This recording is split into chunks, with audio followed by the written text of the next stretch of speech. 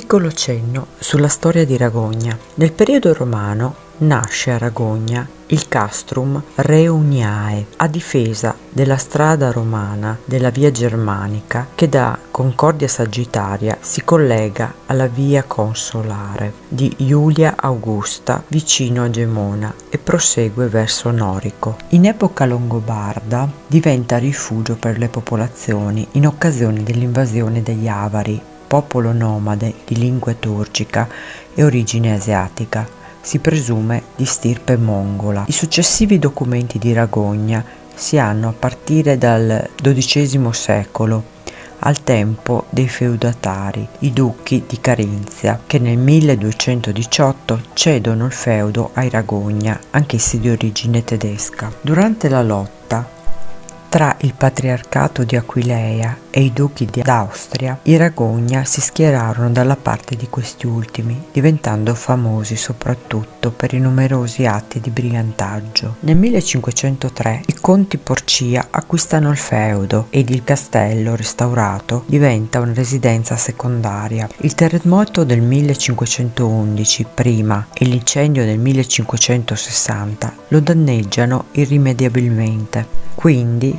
viene abbandonato definitivamente nel 1650. Nel 1952, per lascito della contessa Irene, è donato al comune di Ragogna. Nel 1976 viene colpito gravemente dal terremoto. Oggi è stato ricostruito e svetta nuovamente fiero sulla cima della collina, a guardia del grande fiume e antico testimone di popoli ed eventi passati.